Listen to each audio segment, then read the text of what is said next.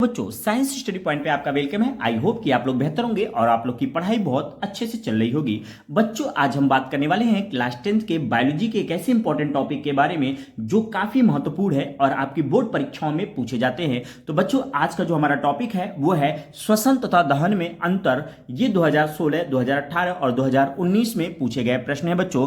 तो आइए स्टार्ट करते हैं आज के अपने इंपॉर्टेंट टॉपिक को, जिसका नाम है बच्चों श्वसन तथा दहन में अंतर। तो टॉपिक को स्टार्ट करने से पहले अगर आपने चैनल को सब्सक्राइब नहीं किया तो चैनल को जरूर सब्सक्राइब करें और बेल आइकन को प्रेस करें ताकि जैसे कोई नई वीडियो अपलोड हो वो आप तक पहुंच जाए। बच्चों इस वीडियो को ज्यादा से ज्यादा अपने फ्रेंड सर्कल में शेयर करिए। धन्यवाद। आइए स्टार्ट करते हैं आज के अपने महत्वपूर्ण टॉपिक को, जिसका नाम है बच्चों श्वसन तथा दहन में अंतर। यानी श्वसन क्या होता है और दहन क्या होता है, इससे रिलेटेड हम टॉपिक के बारे में बात करने वाले हैं। तो जो पहला पॉइंट है बच्चों कि श्वसन क्या होता है, ध्यान रखिएगा, यह एक जैव रासायनिक अभिक्रिया है। श्वसन क्या है बच्चों, यह एक जैव रासायनिक अभिक्रिया है, जबकि दहन बच्चों क्या है, यह एक रासायनिक अभिक्रिया है। ध्यान रखिएगा दोनों रासायनिक अभिक्रिया है, दोनों में रासायनिक जुड़ना है, लेकिन ध्यान रखिएगा कि जो श्वसन होता है वो जैव रासायनिक अभिक्रिया है, जबकि दहन क्या है, यह एक रासायनिक अभिक्रिया है। आइए बच्चों चलते हैं दूसरे पॉइंट की तरफ जो काफी इंपॉर्टेंट है, आपसे पूछा जाता है बोर्ड की परीक्षाओं में। तो इस टॉपिक को आप अच्छे से तैयार करेगा बच्चों। ये जो नोट साइंस स्टडी पॉइंट पे आपके लिए प्रोवाइड कराया जा रहा है, बिल्कुल ऐसे ही आप बोर्ड के पेपर में लिखेगा, जिससे आपके नंबर कहीं नहीं कटेंगे। तो आइए दूसरे पॉइंट की तरफ चलते हैं बच्चों। जो श्वसन जो होता है यह सामान्य ताप पर एंजाइम की सहायता से होती है, यानी ये नॉर्मल टेम्परेचर पर एंजाइम की हेल्प से होती है, जबकि दहन बच्चों जो होती है वो उच्च ताप पर होती है। यानी कहने का मतलब जो श्वसन है उसमें नॉर्मल टेम्परेचर यानी सामान्य ताप की आवश्यकता होती है, जबकि दहन बच्चों कैसा होता है, हाई टेम्परेचर की आवश्यकता होती है, यानी उच्च ताप पर यह अभिक्रिया होती है।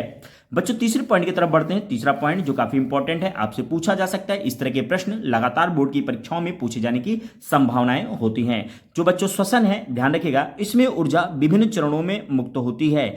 इसमें क्या होती है, ऊर्जा तो निकलती है लेकिन कई स्टेप में निकलती है, लेकिन जो दहन होता है उसमें ऊर्जा एक साथ मुक्त होती है। ध्यान रखिएगा कि श्वसन में बच्चों एनर्जी श्वसन में भी रिलीज होगी, दहन में भी एनर्जी रिलीज होगी, लेकिन फर्क क्या है, श्वसन में एनर्जी कई स्टेप में निकलेगी, लेकिन दहन में बच्चों एक साथ एक बार में ही एनर्जी बाहर आ जाएगी। आइए बच्चों चलते हैं चौथे पॉइंट की तरफ जो काफी इंपॉर्टेंट है, आपकी बोर्ड परीक्षाओं में पूछे जाने की संभावना है। देखिए चौथा जो पॉइंट है बच्चों श्वसन में, इसमें ऊर्जा गतिज ऊर्जा तथा ताप के रूप में मुक्त होती है।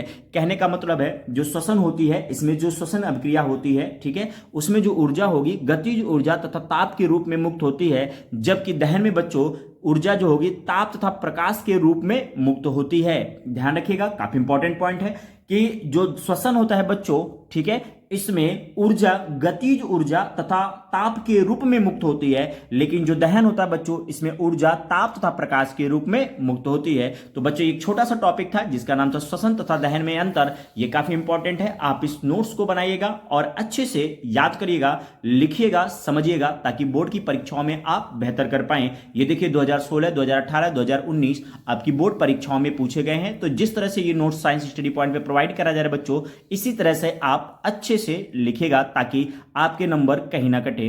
तो बच्चों आज के लिए बस इतना ही। धन्यवाद। मिलते हैं अगली वीडियो में।